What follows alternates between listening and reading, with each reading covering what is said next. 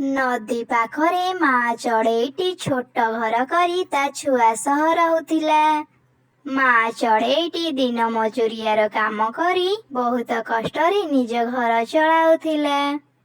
गोटे दिन से काम को जीवा समय रे रास्तारे एक कदली गछकु देखिला। से गछर चारिपाख बहुत अपरिष्कार थिला। अरे रे रे ए कदली गछर चारिपाख केते अपरिष्कार होईची। कदली गछटाकु केते कष्ट हेउथिबो। मु जाए ता चारिपाखर घास लताकु सबु परिष्कार करदिए। एमिति कही माँ चढ़ेईटी ता चारिपाखरे थिबा घासकु भल भावरे परिष्कार करदेला। एसबु कदली गछकु बहुत भल लागिला। किए तू चढ़ेई मो चारिपाखकु एते भल भावरे परिष्कार करदेले चढ़ेई। मो ना रिनु से नदी पाखरे एक छोट भंगा घर अछि। मु सेठी मो छुआकु नेई रुहे। चढ़ेई आज तू मोर बहुत बड़ उपकार कलु। जदि तोर केभे समस्या हुए मो पाखकु आसीबु। मु तते निश्चय साहाय्य करिबि। तापरे माँ चढ़ेईटी निज घरकु चलीगला आउ निज कामरे व्यस्त होई पड़िला। गोटे दिन जंगलरे प्रबल वर्षा ହେଲା। छोट छुआटी एका घरे थिला। सेतेबेले माँ चढ़ेईटी भिजी भिजी घरकु आसिला। उफ एते वर्षा कोउठी थिला केजाणी हठात माड़ी आसिला। माँ देखो ना घर भितरे केते पानी बहुची। अरे माँ आम घर तो भंगा। भाबिथिली वर्षा दिन हेबा पूर्वरु घर मरामती करदेबी बोली। हेले ता आगरु एमिति वर्षा हेबार थिला। घरर गोटिए पाखरे पानी पड़ुची आर पाखटी सुखिला अछि। मारे तू से सुखिला जगाकु जा। मु घरर सबु पानी परिष्कार कर दउची। छोट छुआटी से सुखिला जगारे जाई बसी पड़िला। माँ चढ़ेईटी घरर पानी परिष्कार करिया पाई व्यवस्था कला। हेले किछि लाभ ହେଲା ନାହିଁ। जोरे पवन हेबा जोगु ताक घर भांगी नदी रे भासी गला। माँ चढ़ेईटी ता छुआ सहित वर्षारे भिजिला। हे भगवान ए सब कौन होई गला। मोर शेष संबल ए घर ही थिला। मु मो छुआकु नेई कुआडे जिबी। माँ तमे जमारु कांदनी। चलो ना आमे जिबा आज राति रहिया पाई कोउठी गुटे साहाय्य मागिबा। तापरे माँ छुआ तांको पाख पड़ोसी घरकु गले। भौणी वर्षा पाई आम घर नदी रे भासी गला। रहिबा पाई आमर किछि भी जागा नाही। वर्षा छाड़िबा जाए तुम घरे आमको आश्रय देले आमर बहुत बड़ उपकार हुअंता। मो घर भी एते मजबूत नुहे। मु जदि तुम दुई जनकु घरे रखिबी मो घर भी भांगी जाई पारे। जाओ जाओ आउ कोउठे रहिबो जाओ। मु तुम मानकु मो घरे रखि पारिबिनी। एमिति कही से चढ़ेई घर भीतरकु जाई तार कबाट बंद करदेला।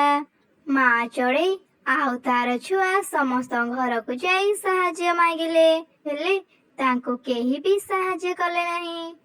सेमाने भिजी भिजी एक गछ डाଳରେ बसिथिले। माँ भारी ठंडा लागुची। आमे कौन कोउठी रहिया पाई जागा पाइबानी। माँ मते भारी दुर्बल लागुची। मु आउ उड़ी पारिबि नाही। माँ रे आ मु पिठीरे बस। एठी रहिले किछि भी लाभ नाही। चाल सुरक्षित जागा खोजिबा। तापरे माँ चढ़ेईटी ता छुआको पिठीरे बसेई आगकु उड़ी गला। किछि दूर गला परे माँ चढ़ेईर से कदली गछ सह देखा ହେଲା। ये कौन चढ़ेई निज घर छाड़ी एते वर्षारे भिजुचु कौन पाई। मोर आउ घर नाही कदली गछ। ए वर्षा पवन रे मो घर भांगी गला। काहा पाखरु साहाय्य न पाई ए वर्षारे मु मो छुआ सह भिजुची। सुखिला जागा खोजिबा पाई मु आगकु जाउथिले। चढ़ेई मु तते कहिथिली ना तोर विपद समय मु तते निश्चय साहाय्य करिबी। मोर सबु कदली पत्र जादुर कदली पत्र। तू मोठु गुटिए कदली पत्र छिड़ेई पानी उपरे पकेई दे। संगे संगे ही तू एक कदली पत्रर घर पाई जिबु। वर्षा छाड़िबा जाए तू तो सुआ सहित से घरे रही पारिबु। पानी कमी जिया परे तू जंगल रे गोटिए बड़ गछ उपरे निज पाई घर तैयारी करनबु। କଦଳୀ ଗଛ କହିବା ଅନୁସାରେ ମା ଚଢ଼େଇ ଏକ ପତ୍ର ଛିଡ଼େଇ ପାଣିରେ ପକେଇ ଦେଲା। ସଙ୍ଗେ ସଙ୍ଗେ ହିଁ ସେଠି ଗୋଟିଏ ବଡ଼ କଦଳୀ ପତ୍ରର ଘର ବାହାରିଲା। ଚଢ଼େଇ ତା ଛୁଆ ସହ ସେ ଘରେ ରହିଲା। ସେପଟେ 3ରୁ 4 ଦିନ ହୋଇଗଲା, ତଥାପି ବର୍ଷା ଛାଡ଼ିଲାନି। ନଦୀରୁ ବନ୍ଧ ଭାଙ୍ଗି ଜଙ୍ଗଲ ଭିତରେ ପାଣି ପଶିଗଲା। ଅନେକ ଚଢ଼େଇଙ୍କ ଘର ଭାଙ୍ଗିଗଲା। ସମସ୍ତେ ବର୍ଷା ପାଣିରେ ଭାସୁଥିଲେ, ଆଉ ବଞ୍ଚା ବଞ୍ଚା କରି ଚିତ୍କାର କରୁଥିଲେ। କିଛି ଚଢ଼େଇ ଭାସି ଭାସି ମା ଚଢ଼େଇର କଦଳୀ ଘର ପାଖରେ ପହଞ୍ଚିଲେ। ମା ଚଢ଼େଇ, ଆମକୁ ବଞ୍ଚାଅ, ଅନେକ ସମୟରୁ ଆମେ ପାଣିରେ ଭାସୁଛୁ, ଆମକୁ ରକ୍ଷା କର, ନହେଲେ ଆମେ ମରିଯିବୁ। ଦିନେ ଚଢ଼େଇ ତୁମମାନଙ୍କୁ ସାହାଯ୍ୟ ମାଗିଥିଲା, ତୁମେମାନେ ତାଙ୍କୁ ସାହାଯ୍ୟ କରିନଥିଲ। ଆଜି କେମିତି ତାଙ୍କୁ ସାହାଯ୍ୟ ମାଗୁଛ? ଲାଜ ଲାଗୁନି ତୁମମାନଙ୍କୁ? କଦଳୀ ଗଛ, ଏମାନେ ତାଙ୍କ ଭୁଲର ଶାସ୍ତି ପାଇସାରିଲେଣି। ମୁଁ ତାଙ୍କୁ କ୍ଷମା କରିଦେଇଛି, ତୁମେ ବି ତାଙ୍କୁ କ୍ଷମା କରିଦିଅ। ମୁଁ ସମସ୍ତଙ୍କୁ ଏ କଦଳୀ ପତ୍ର ଘରେ ଆଶ୍ରୟ ଦେବାକୁ ଚାହୁଁଛି, ତୁମେ ମନା କରନି। ଠିକ୍ ଅଛି ଚଢ଼େଇ, ତୁ ଯଦି ଏମାନଙ୍କୁ କ୍ଷମା କରିଦେଲୁ, ମୁଁ ଆଉ କାହିଁକି ରାଗିବି? ଗୋଟିଏ କଦଳୀ ପତ୍ର ଉପରେ ତମେମାନେ ସମସ୍ତେ ରହିଲେ ତମ ଓଜନ ସମ୍ଭାଳି ନ ପାରି କଦଳୀ ପତ୍ର ଫାଟିଯିବ। ତୁମେ ସମସ୍ତେ ମୋ ଠାରୁ କଦଳୀ ପତ୍ର ନେଇ ନିଜ ପାଇଁ ଘର କରି ରୁହ। ତାପରେ ସବୁ ଚଢ଼େଇ ମାନେ କଦଳୀ ଗଛ ପାଖରୁ ଗୋଟିଏ ଗୋଟିଏ ପତ୍ର ନେଇ ପାଣି ଉପରେ ନିଜ ପାଇଁ ଘର ତିଆରି କଲେ। ବର୍ଷା ଛାଡ଼ିବା ଯାଏ ସମସ୍ତେ ସେହି କଦଳୀ ପତ୍ର ଘରେ ରହିଲେ। ରାମପୁର ଜଙ୍ଗଲରେ ଗୋଟିଏ ଭଙ୍ଗା ବଙ୍ଗଳାଟିଏ ଥିଲା। ପକ୍ଷୀ ମାନଙ୍କର କହିବା କଥା ଯେ ସେଇ ଘରେ 2ଟି ଭୁଟିଆ ଚଢ଼େଇ ବାସ କରୁଥିଲେ। ଆଉ ପ୍ରତିଦିନ ରାତିରେ ବେଶ ବଦଳେଇ ଚଢ଼େଇ ଶିକାର କରି ଚଢ଼େଇ ମାରି ଖାଇ ଯାଉଥିଲେ। ତେଣୁ ସନ୍ଧ୍ୟା ହେଲା ପରେ ସେହି ବାଟ ଦେଇ କେହି ବି ଯିବା ଆସିବା କରୁନଥିଲେ। ଦିନେ ଭୁଟିଆ ଚଢ଼େଇ ଟୁନି ଆଉ ମିନି ନିଜ ଭିତରେ କଥା ହେଉଥିଲେ। ଆରେ ମିନି, ତୁ ଏଠି ଘରେ କଣ କରୁଛୁ? ପେଟରେ ମୂଷାମାନେ ଦୌଡୁଛନ୍ତି, ଯା ଶିକାର କରି ଆଣିବୁ। ତାପରେ ମିନି ଘରୁ ବାହାରକୁ ଆସି ଶିକାର କରିବା ପାଇଁ ଚାଲିଗଲା। ଠିକ୍ ସେତିକି ବେଳେ ଟିକି ଚଢ଼େଇ ସେଇ ବାଟ ଦେଇ ଉଡ଼ି ଯାଉଥିଲା। ତାକୁ ଦେଖି ମିନି କହିଲା, ଶିକାର, ଏ ଶିକାର ତ ନିଜେ ମୋ ପାଖକୁ ଆସୁଛି, ଯାଉଛି ନିଜ ରୂପ ବଦଳେଇ ଦେବି। ତାପରେ ମିନି ଚଢ଼େଇ ନିଜ ରୂପ ବଦଳେଇ ନେଲା। ତାକୁ ଦେଖି ଟିକି ଚଢ଼େଇ କହିଲା, ଆରେ ସୁନ୍ଦର ପକ୍ଷୀ, ତୁମ ନାମ କଣ? ମୁଁ ତ ତୁମକୁ ଆଗରୁ ଏ ଜଙ୍ଗଲରେ କେବେ ଦେଖିନି। ହଁ, ମୋ ନାଁ ହଉଛି ମିନି, ମୁଁ ଏ ଜଙ୍ଗଲକୁ ନୂଆ ଆସିଛି।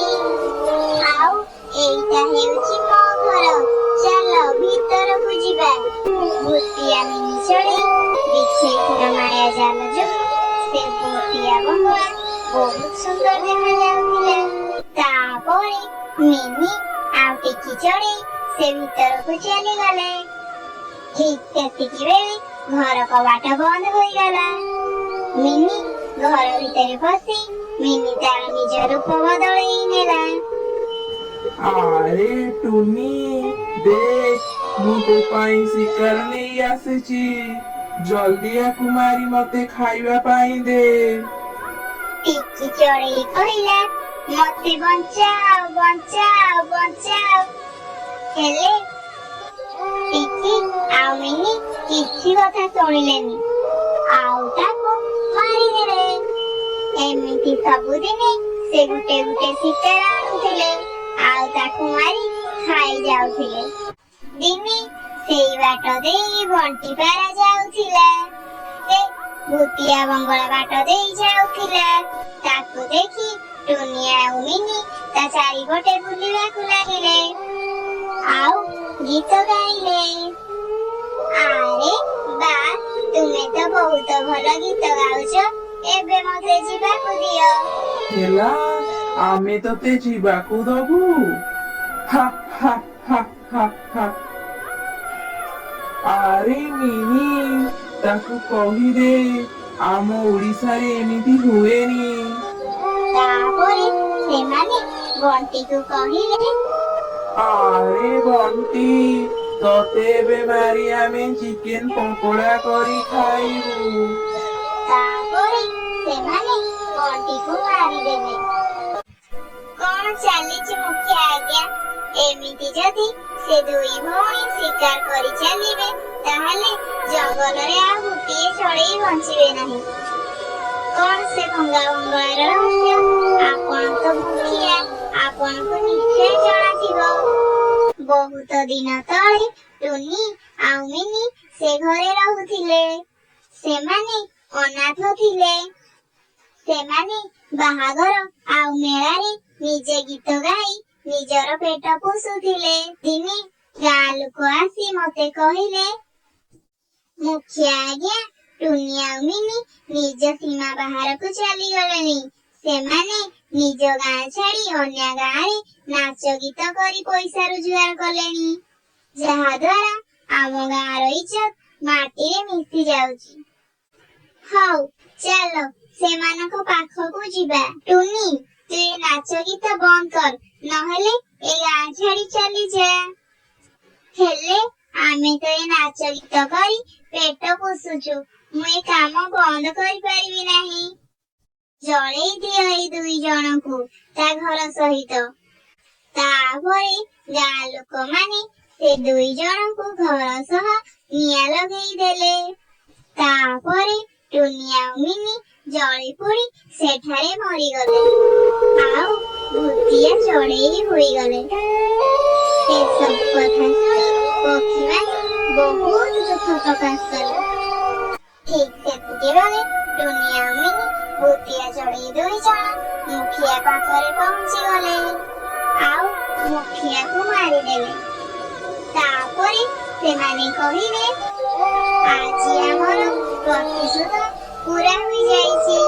ଆମେ ଆଜି ଏ ଜଙ୍ଗଲରୁ ଚାଲିଯିବୁ। ତାପରେ ସେମାନେ ଦୁଇ ଜଣ ସେ ଜଙ୍ଗଲରୁ ଚାଲିଗଲେ।